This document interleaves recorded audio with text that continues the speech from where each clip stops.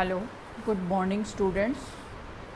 यह बीए भाग third year की अर्थशास्त्र विषय की कक्षा है, जिसके अंदर हम इकोनॉमिक्स का फर्स्ट पेपर अध्ययन कर रहे हैं, जिसका नाम है introduction to international trade, development and public economics, अर्थात अंतर्राष्ट्रीय व्यापार, विकास एवं सार्वजनिक अर्थशास्त्र, जिसमें हम पब्लिक फाइनेंस, सार्वजनिक वित्त लेते हैं, उससे संबंधित 3 जो यूनिट हैं उनका अध्ययन कर रहे हैं।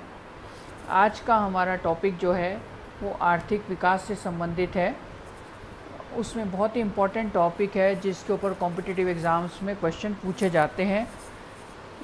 Concept of poverty and inequality, गरीबी एवं आय की असमानता की अवधारणा। गरीबी एक चिर परिचित हम सभी के लिए शब्द है, जिसे किसी एक सर्वमान्य रूप से परिभाषित नहीं कर सकते हैं। गरीबी का अर्थ अलग अलग व्यक्तियों के लिए अलग अलग ढंग से परिभाषित होता है, परंतु एक तथ्य बिल्कुल स्पष्ट है कि गरीबी की दशा में लोगों की आय अपर्याप्त होती है। फिर भी गरीब और अगरीब, पुअर और नॉन पुअर के बीच में स्पष्ट विभाजन रेखा खींचना अत्यंत कठिन कार्य है। अर्थशास्त्री गरीबी की परिभाषा आय के उस स्तर से लेते हैं जो न्यूनतम जीवन निर्वाह को उपभोग स्तर पर बनाए रख सके। सैमुअल्सन ने आय के स्तर और न्यूनतम उपभोग स्तर को गरीबी की परिभाषा को समझाते हुए बताया, तथा सभी अर्थशास्त्रियों ने स्वीकार किया कि गरीब परिवार सामान्यतः अपनी 1/3 आय को खाने पर खर्च कर देते हैं। इस कारण वो अपनी शेष आवश्यकताओं की पूर्ति नहीं कर पाते। इस प्रकार हम गरीबी की रेखा को भी ज्ञात कर सकते हैं। यह रेखा गरीब और अगरीब के बीच में विभाजन की रेखा कही जा सकती है। गरीबी की रेखा का आकलन परिवार के आकार और सामान्य कीमत स्तर पर निर्भर करता है।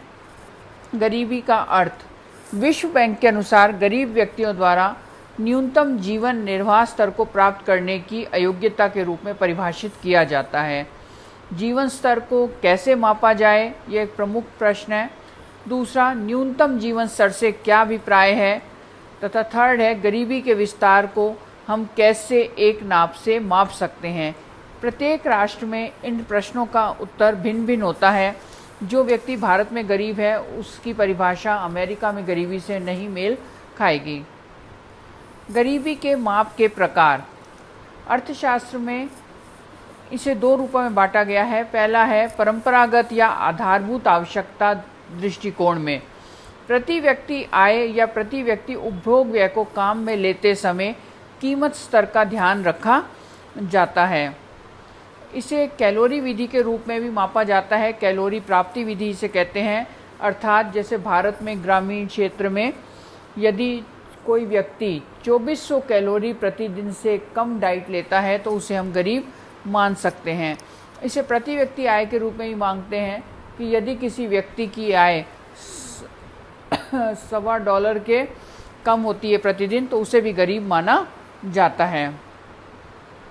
दूसरा दृष्टिकोण होता है बहुआयामी दृष्टिकोण।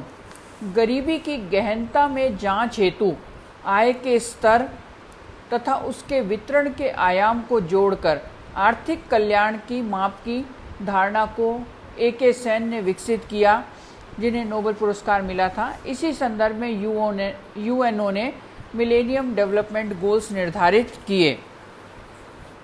प्रति व्यक्ति आय वाली धारणा जो थी वह काफ़ी संकुचित है। केवल आय से हम गरीबी को नहीं माप सकते।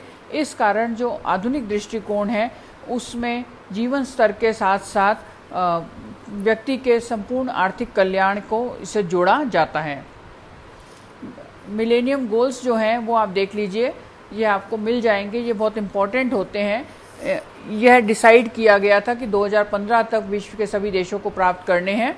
इसमें प्रमुख गोल्स थे। पहला जैसे गरीबी और भुखमरी से संबंधित ही था, भुखमरी तथा गरीबी को समाप्त करना। ये जो गोल निर्धारित किए जाते हैं इसके संदर्भ में फिर कार्य योजना सभी देशों के द्वारा बनाई जाती है और उस पर यूएनओ उसका आकलन करता है। तो ये गरीबी इससे कम हुई परंतु बिल्कुल समाप्त अभी तक नहीं हुई है।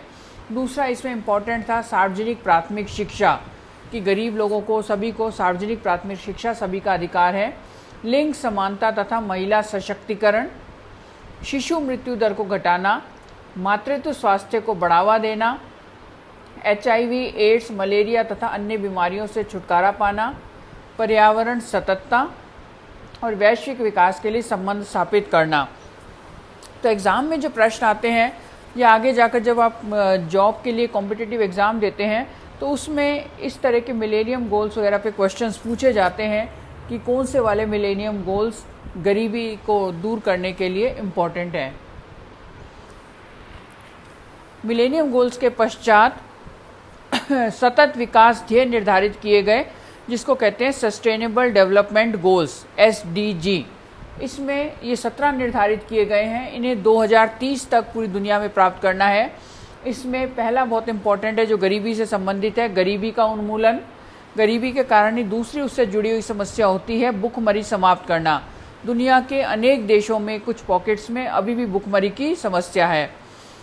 स्वस्थ जीवन, क्योंकि गरीब व्यक्तियों को स्वास्थ्य को लेकर अनेक सुविधाएं प्राप्त नहीं होती हैं। समानतापूर्ण शिक्षण सभी का अधिकार है। लैंगिक समानता, शुद्ध पीने का पानी। दुनिया में अनेक ऐसे देश हैं, अनेक हमारे भारत में ऐसे अनेक गांव हैं जहां पर आज़ादी के इतने वर्षों के पश्चात अभी तक हम पीने का शुद्ध पानी उपलब्ध नहीं करवा पाए हैं।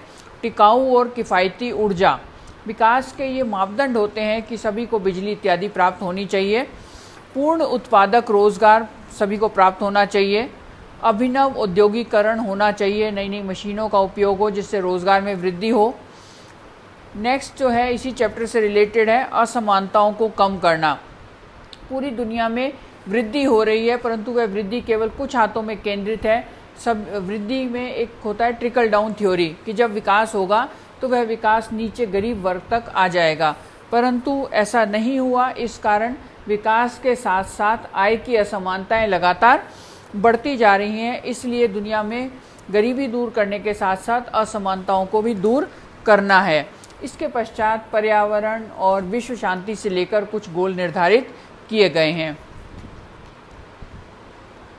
विश्व बैंक के साथ संयुक्त राष्ट्र विकास कार्यक्रम United Nations Development Programme UNDP ने गरीबी के आकलन में बहुआयामी दृष्टिकोण को अपनाया है। UNDP ने 2 माप विकसित किए हैं। पहला है मानव विकास सूचकांक जिसको कहते हैं HDI ह्यूमन डेवलपमेंट इंडेक्स। दूसरा है मानवीय गरीबी सूचकांक HPI। गरीबी की समस्या एक विश्वव्यापी समस्या है क्योंकि यह कहा गया है कि गरीबी कहीं भी और कभी भी अमीरी के लिए खतरनाक है। अर्थात जब अधिक व्यक्ति गरीब होते हैं और केवल कुछ व्यक्ति अमीर होते हैं तो उसमें अराजकता की स्थिति आ सकती है। इस भयावह स्थिति का आकलन करते हुए विश्व बैंक के जो अध्यक्ष रह चुके हैं मेवन मारा, लुई प्रेस्टिन और बुलफोर्शन ने गरीबी के निराकरण के लिए अनेक अध्ययन किए तथा उन्होंने ये कहा कि गरीबी नहीं होनी चाहिए। बुलफोर्शन ने कहा कि अमीरी में गरीबी विश्व की सबसे बड़ी चुनौती है। Poverty amidst plenty is the world's greatest challenge. विश्व बैंक गरीबी से लड़ने में पूरी तरह समर्पित भावना, जोश और इसके कार्यों के बीच इसे केंद्रित रखकर पूरे मिशन के रूप में ले रहा है। धन्यवाद।